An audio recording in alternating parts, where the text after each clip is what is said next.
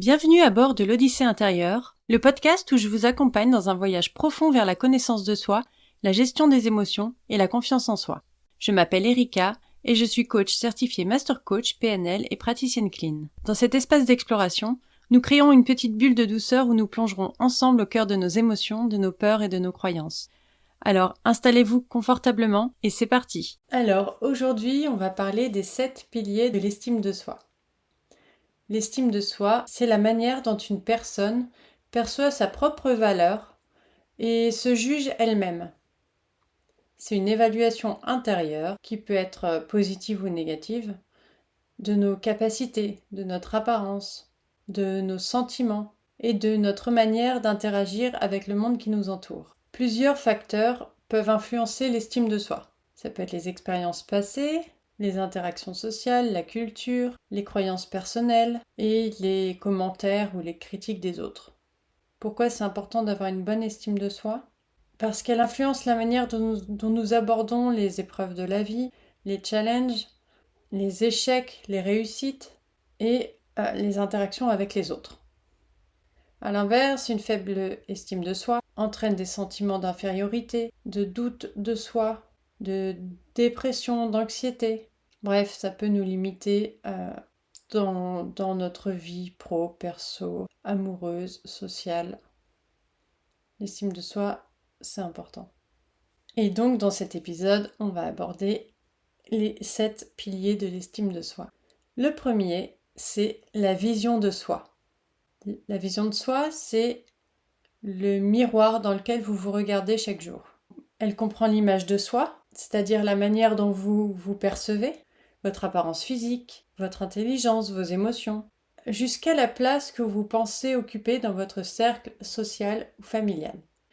La valeur que vous vous donnez en fait partie aussi. Est-ce que vous êtes quelqu'un qui en vaut la peine ? Qui mérite respect et amour ? Ça en fait partie. Alors comment savoir si vous en manquez ? Alors si vous vous regardez dans le miroir, que vous voyez que vos défauts, que vous vous dévalorisez constamment dans votre tête ou à voix haute, c'est un signe.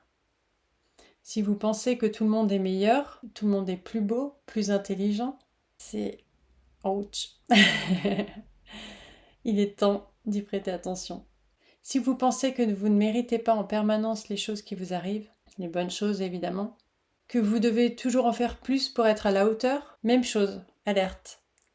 Un exemple, prenons Jessica. À chaque soirée, elle se sent en décalage.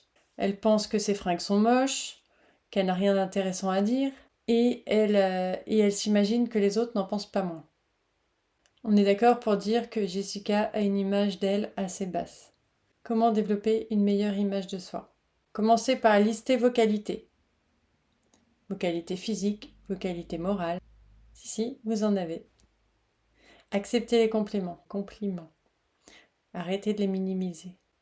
Si on vous dit que vous êtes belle, que vous avez un beau sourire, des beaux yeux, si on vous dit que vous êtes intelligent, que vous êtes futé, si on vous dit que vous êtes débrouillard, acceptez-le. Dites juste merci. Prenez-le, c'est un cadeau qu'on vous donne. Prenez-le. Ensuite, entourez-vous de personnes positives. C'est sûr que si vous êtes entouré de personnes qui vous disent que vous êtes nul, que vous êtes trop ceci, pas assez cela, ça va vraiment pas vous aider. Faites un peu le tri, il est temps. Et enfin, célébrez chaque réussite, chaque succès, qu'il soit petit ou grand. Il n'y en a pas de petit, parce que de toute façon, les petits mènent au grand. Donc félicitez-vous, célébrez vos réussites. Et surtout, rappelez-vous que personne n'est parfait. Personne. D'ailleurs, c'est quoi la perfection ? Deuxième pilier, l'amour-propre ou l'amour de soi. Qu'est-ce que c'est ? C'est la tendresse et le respect qu'on s'accorde comme on le ferait pour quelqu'un qu'on aime. Comment savoir si vous en manquez ? Si vous êtes dur envers vous-même, si la critique intérieure est votre seconde nature, si vous ne vous accordez jamais une pause, ça, ce sont des signes flagrants. Un exemple. Vous préparez un repas pour des amis qui sont venus dîner chez vous et il est raté, en tout cas à vos yeux. Bref, il n'est pas ce à quoi vous vous attendez. Et toute la soirée, au lieu de voir les sourires, au lieu d'échanger avec les autres, de rire, de profiter du moment, en fait, vous vous focalisez sur cette petite imperfection. Vous êtes persuadé que tout le monde ne pense qu'à ça. Ça vous parle? Alors comment apprendre à vous aimer? Soyez sympa avec vous comme vous l'êtes avec un ami. Soyez tolérant, indulgent avec vous comme vous l'êtes avec vos amis. Prenez le temps de vous chouchouter et d'être attentif à vos besoins. Troisième pilier, la confiance en soi. Qu'est-ce que c'est? Alors c'est plus qu'une simple croyance en vos capacités. La confiance en soi, c'est l'assurance que vous pouvez gérer ce qui vient. C'est savoir ce que vous êtes capable de faire, où sont vos limites. C'est une conviction intime que peu importe les obstacles, peu importe les épreuves qui se présentent, vous avez en vous ce qu'il faut pour les surmonter. En fait, c'est juste savoir que vous pouvez. Alors comment savoir si vous en manquez? Vous avez peur d'échouer? Vous n'osez pas? Vous préférez laisser les autres saisir des occasions qui pourtant vous donnent envie, vous tentent, mais voilà, vous les laissez passer et d'autres en profitent. Par exemple, vous évitez de prendre la parole en réunion, par peur d'être jugé ou de dire quelque chose de nul, ou en tout cas que vous jugez nul.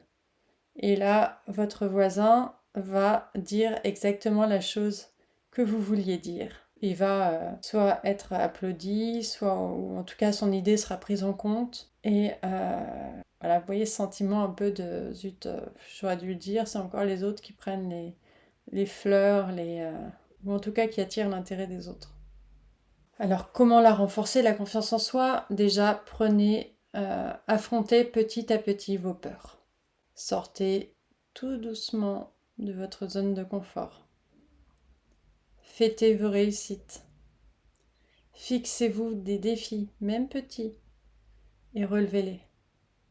Quatrième pilier, la connaissance de soi. La connaissance de soi, c'est une exploration approfondie de vos émotions, de vos valeurs, de vos désirs, de vos limites. C'est comprendre vos réactions face aux situations diverses et variées pour mieux comprendre vos motivations. Un des signes que vous en manquez, c'est par exemple, vous avez du mal à prendre des décisions et vous laissez souvent les autres choisir. Vous ressentez souvent des regrets après avoir agi en vous demandant pourquoi vous avez agi comme ça. Vous ressentez un décalage entre ce que vous faites et ce que vous ressentez vraiment. Vous avez du mal à trouver vos passions, connaître vos centres d'intérêt, ou juste ce qui vous rend heureux, savoir ce qui vous rend heureux. Vous ne savez pas ce qui vous rend heureux. Par exemple, vous travaillez dans un domaine que vous avez choisi par défaut, parce qu'on vous a dit que c'était sûr, que c'était stable, et éventuellement que ça gagnait bien. Et pourtant, à l'intérieur de vous, vous ressentez un vide. Tout simplement parce que vous n'avez jamais pris le temps de vous demander ce que vous vouliez, ce que vous aimiez, ce que vous vouliez faire, ou alors parce que vous ne savez juste pas. Que faire dans ces cas-là? Déterminer vos valeurs. J'ai déjà fait un épisode dessus. Les valeurs, c'est primordial. C'est la première chose qu'on devrait apprendre à propos de soi, les valeurs. Donc déterminez ce qui vous motive. Ensuite, écrivez, méditez, prenez du temps pour l'introspection, pour mieux vous connaître, pour vous écouter. Écoutez votre dialogue intérieur, savoir ce qui se passe à l'intérieur de vous et mieux vous connaître. En cinquième pilier, je dirais l'intégrité personnelle. Qu'est-ce que c'est? C'est vivre en étant aligné avec vos valeurs, sans compromis. Parce qu'une fois que vous connaissez vos valeurs, si vous agissez souvent contre vos croyances, que vous ressentez une contradiction entre vos actions et vos pensées, c'est un signe. Comme par exemple, on va prendre l'exemple d'un végétarien, un végétarien convaincu. Et ce végétarien donc se laisse souvent convaincre de manger de la viande pour ne pas déranger, tout simplement. Est-ce que vous pensez qu'il n'y a pas une petite contradiction entre ses valeurs, ses pensées, ses actions? Et c'est là que l'intégrité est importante. Comment maintenir cette intégrité? C'est juste, soyez clair sur vos valeurs, fixez des limites et tenez-vous-y. Point 6, la résilience. Qu'est-ce que la résilience? C'est la capacité à récupérer, à progresser face à l'adversité, face au traumatisme, face à la tragédie, face aux sources de stress. C'est cette force intérieure qui nous permet de rebondir même après les pires échecs, les pires tempêtes, mais aussi de les transformer en occasion de grandir, d'apprendre, d'évoluer. Comment savoir si vous en manquez? Tout simplement si un échec vous paralyse, vous empêche d'avancer. Si vous stoppez toujours devant les mêmes obstacles, les mêmes problématiques. Si vous avez tendance à ruminer le passé et ou à vous inquiéter de l'avenir. Si vous évitez ou que vous fuyez les situations difficiles au lieu de les affronter. Je vais vous donner un exemple. Après un refus suite à un entretien, vous pensez que vous ne serez jamais à la hauteur et vous abandonnez en prenant un job peut-être plus facile d'accès, mais qui ne vous plaît pas. Ou alors, autre exemple, après une rupture amoureuse, vous refusez de rencontrer de nouvelles personnes, persuadé que vous êtes destiné à être seul, malheureux, etc. En bref, vous laissez un événement définir toute votre perspective sur le sujet en question. Comment la renforcer? Alors voyez les épreuves comme des leçons. Prenez le temps de vous interroger sur vos réactions, sur ce qui les déclenche. Apprenez à lâcher prise et à vous adapter en vous fixant peut-être des objectifs réalistes et réalisables. Dernier point, le 7, les compétences sociales. Qu'est-ce que c'est? Alors c'est l'art d'interagir avec les autres, de les comprendre, de se faire comprendre, de collaborer, de résoudre des conflits, d'établir des relations solides et d'exprimer de l'empathie. Si vous ressentez de l'anxiété sociale, si les conflits vous déstabilisent énormément, si vous avez régulièrement du mal à maintenir ou à nouer des relations, ou si vous vous sentez souvent incompris. Par exemple, malgré que vous soyez super bon dans votre domaine, vous êtes souvent en conflit avec vos collègues. Vous avez du mal à accepter les feedbacks, vous avez du mal à collaborer sur des projets de groupe. Et pourquoi? Parce que vous pensez que votre manière de faire est la seule et la meilleure. Alors comment améliorer ces compétences sociales? Donc, premièrement, l'écoute active, c'est-à-dire ne pas se contenter d'entendre, mais d'écouter vraiment et de comprendre le message qu'il y a derrière. Ressentir l'émotion qui transparaît dans les mots qu'emploie la personne. Mettez-vous à la place de l'autre. Travaillez votre communication non verbale et votre communication non violente. Et surtout, n'hésitez pas à demander des retours pour progresser, parce que c'est un apprentissage comme tout. Quand on n'est pas habitué, quand c'est quelque chose avec lequel on n'est pas familier ou que c'est pas naturel, c'est compliqué, donc c'est vraiment petit à petit. Alors Step Up travaille sur tous ces points et pas mal d'autres encore. Step Up, c'est mon programme de 10 semaines qui est conçu pour booster votre confiance en vous, votre estime de vous, votre image de vous et qui est ultra complet. Je ne vais pas tout développer là parce que ça serait long, je vous laisse aller voir si ça vous intéresse. Il y a une session en cours et la prochaine est en octobre. Donc si vous voulez vous inscrire sur la liste d'attente, vous pouvez et ça vous permettra de bénéficier du tarif de lancement. Donc je vous laisse aller voir si vous voulez je mettrai le lien en description en sachant que les places seront limitées. Voilà, c'était un petit aparté. Avant de finir, un petit récapitulatif sur les 7 points abordés et qui peuvent composer l'estime de soi. Donc l'image de soi, l'amour de soi, la confiance en soi, la connaissance de soi, l'intégrité, la résilience et les compétences sociales. Je vous invite maintenant à prendre un moment pour réfléchir à votre propre estime de soi.